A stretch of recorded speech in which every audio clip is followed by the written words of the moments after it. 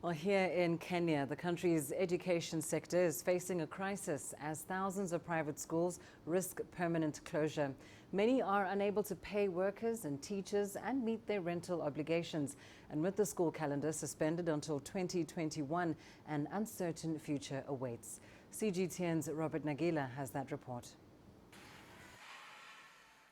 Once filled with sounds of children playing, now silence rings the air at the Little Paws Kindergarten playground in Kenya's capital, Nairobi. It's sad for me that there are no children here.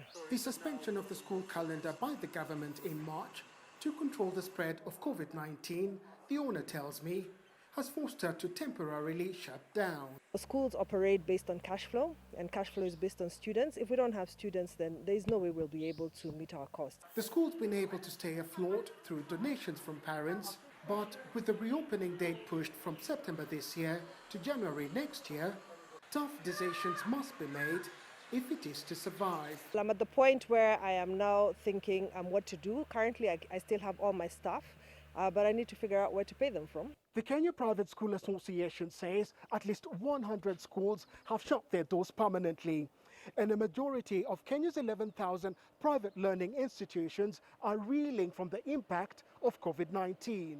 It's carnage. Is how this education expert describes what private schools are going through at the moment. It is watching self-sufficient teachers lose their source of livelihood. It is watching school owners get into very debilitating debt. A situation further compounded by the fact public schools cannot accommodate all the learners.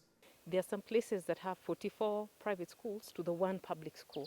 And so when the schools close, we're looking at about 1 million, 2 million children who may have to join public schools. And there's already overcrowding there. So social distancing is not something we can achieve. Bailout talks are ongoing with the government, but for many private school owners, they can only hope relief comes in time to keep their doors open. Robert Nagila, CGTN, Nairobi, Kenya.